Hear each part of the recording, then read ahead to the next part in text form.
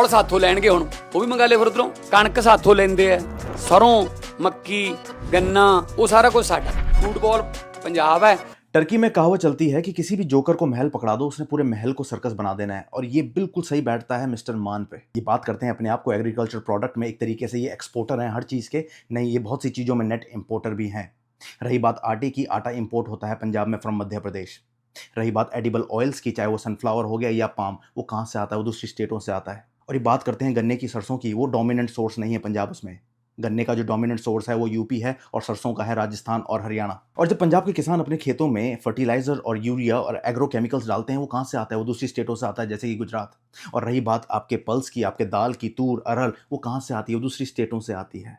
रही बात जो मशीनरी की, ट्रैक्टर भले ही असेंबल होते हैं पंजाब और हरियाणा में, उसके जो इक्विपमेंट्स आते हैं, उसके जो इंजन होते हैं, उसके जो इलेक्ट्रॉनिक्स आते हैं, वो आते हैं महाराष्ट्र से, कर्नाटका से, तमिलनाडु की फैक्ट्रीज से। और इंडिया में पहली दूसरी पोजीशन पे जो सबसे ज्यादा फर्टिलाइजर यूज करता है पर हेक्टेयर, उसकी जो एप्लीकेशन होती है वो पंजाब से आती है।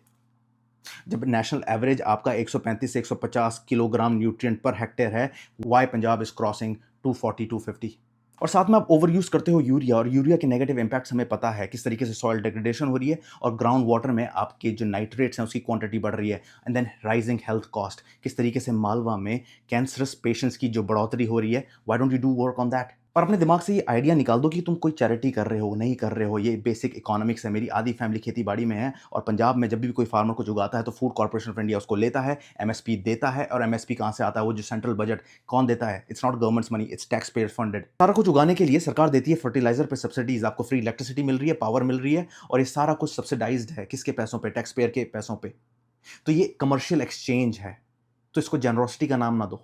और ये मेरा मैसेज हर स्टेट के लिए है, जो हर स्टेट अपने आप को सेल्फ सफिशिएंट समझती है। बहुत सी ऐसी चीजें हैं जो दूसरी स्टेटों में है। और इस केस में कोई पंजाब में कहता है कि वी आर सेल्फ सफिशिएंट, तो टेल मी वन थिंग, आपका जो बैंकिंग है और पेमेंट इंफ्रास्ट्रक्चर है वो दूसरी स्टेटों में सेटअप है। और जिस इंटरनेट से आपने ये वीडियो पोस्ट करी है उसमें टेलीकॉम के जो नोड्स हैं वो तमिलनाडु में बैठी हुई हैं। तो ये मेरा मैसेज हर स्टेट के लिए, अगर सेल्फ सफिशिएंसी वाले पगलू बनोगे, घुटने पे आ जाओगे। ये बात, ये नैरेटिव चलाने की कि पंजाब पूरे इंडिया को खिलाता है, इसके पीछे है हिस्टोरिकल और पॉलिटिकल कॉन्टेक्स्ट। हिस्टोरिकल ऐसा कि 1960-70s में इंडिया में फूड शॉर्टेज थी, तो they had to find a place जहां पे लार्ज फार्म हो, कैनाल्स हो, तो वो जगह थी पंजाब, हरियाणा और वेस्टर्न यूपी। और उसके बाद हम सेल्फ सफिशिएंट हुए। ये किसी एक स्टेट ने नहीं करा, ये बड़ी सारी स्टेट थी जो इसमें मिली थी। उसके बाद इसमें एग्रीकल्चरिस्ट हो गए, साइंटिस्ट हो गए, पॉलिटिशियंस हो गए जिन्होंने इस पे काम किया। And that's why we together, ship to mouth से हम सेल्फ सफिशिएंसी में आए। और उसके बाद पॉलिटिशियंस हो गए मिस्टर मान जैसे, जो इसको यूज करते हैं पंजाब की आइडेंटिटी पे और इसको फंड लेवरेज करने के लिए। एक बार्गेनिंग चिप है कि भाई फ्री इलेक्ट्रिसिटी और सब्सिडाइज फर्टिलाइजर्स चाहिए।